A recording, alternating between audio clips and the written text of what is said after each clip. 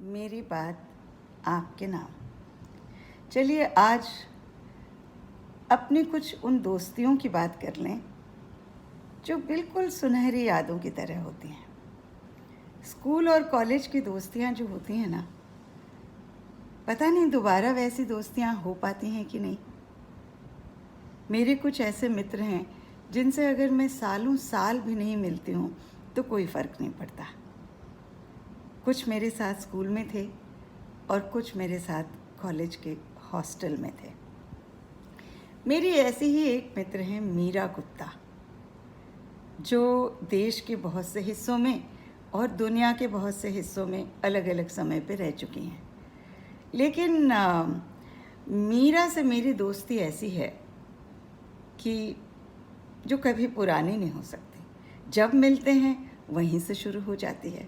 सालों साल नहीं मिलते हैं लेकिन कोई फ़र्क नहीं पड़ता। जिस दिन मिलते हैं लगता है कि अरे कल ही तो मिले थे। मीरा ने पिछले दिनों मुझे एक बहुत अच्छी चीज़ व्हाट्सएप से भेजी। एक मेरी कविता जो शायद 76 या 77 में लिखी गई कविता है। मीरा ने उसे आज तक संभाल कर रखा था।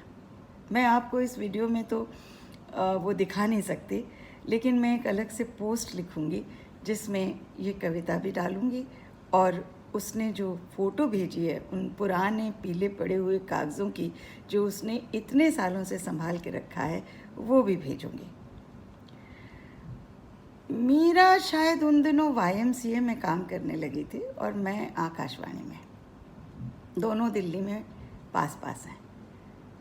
बिल्कुल नई नई नौकरियां थी हमारी। मैं उससे मिलने गई थी तो उसने पता नहीं क्यों मुझे कहा कि विजया तू अभी भी कविता लिखती है क्या। अच्छा, मैं कॉलेज में कविताएं लिखा करती थी। हम लोग कविता प्रतियोगिता में जाया करते थे और बिल्कुल उत्साह के साथ 17-18 साल के लड़के लड़कियां हम लोग थे और उत्साह के साथ कविताएं लिखा करते थे। एक तरफ हम दुष्यंत कुमार को पढ़ते थे तो दूसरी तरफ हम अशोक वाजपेयी जैसे कवियों को भी पढ़ रहे थे। एब्सर्ड पोइट्री, एब्सर्ड पेंटिंग, उस सब का ज़माना था।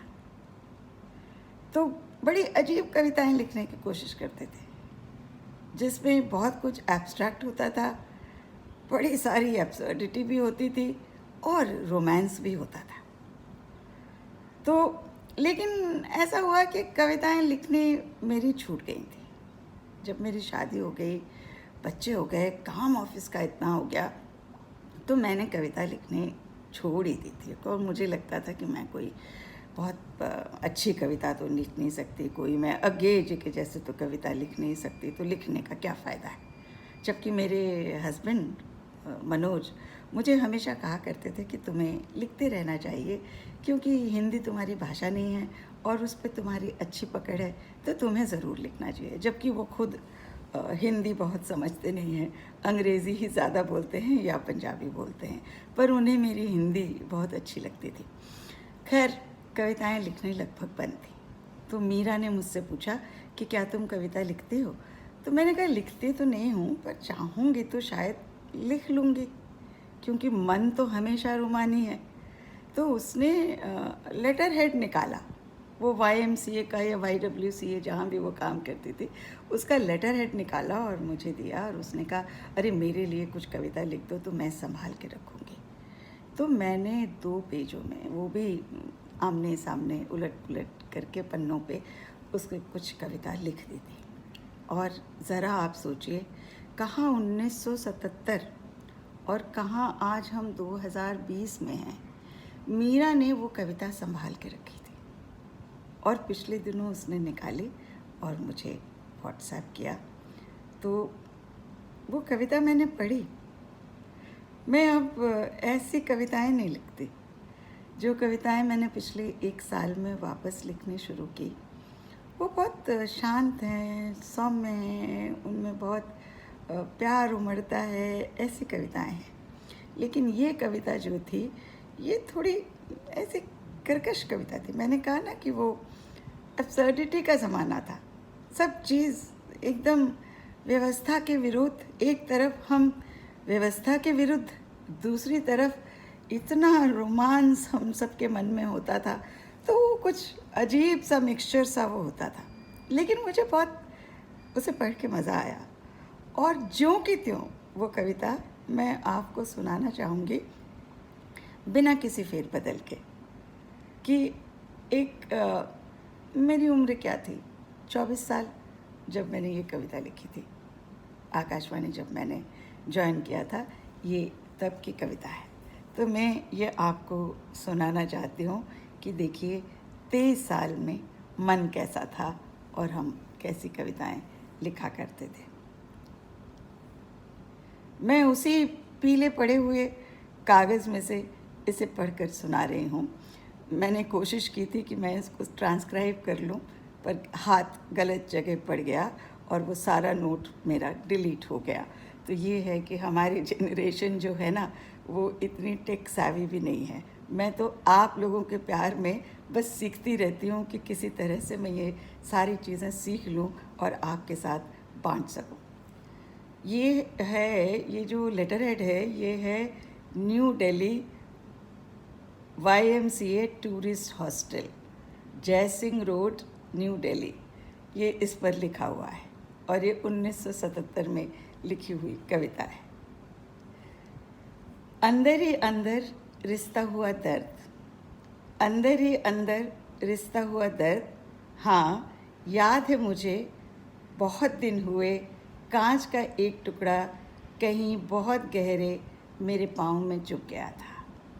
कांच का एक टुकड़ा कहीं बहुत गहरे मेरे पाँव में चुभ गया था। मैं डरी तो थी, कांच का टुकड़ा चुभ जाए तो कौन ना डरेगा।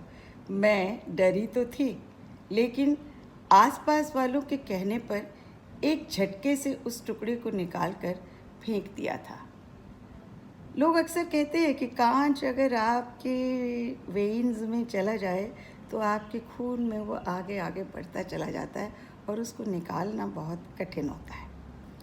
तो आसपास वालों के कहने पर एक झटके से उस टुकड़े को निकाल कर फेंक दिया था, यह सोचकर कि एक बार का दर्द ज़्यादा ही सही, सदियों के दर्द से तो अच्छा है। अब समझ में ये नहीं आ रहा मुझे, ये व्यवस्था के ऊपर मेरी चोट थी या कोई रोमांटिक बात थी, अब कहना बड़ा मुश्किल है।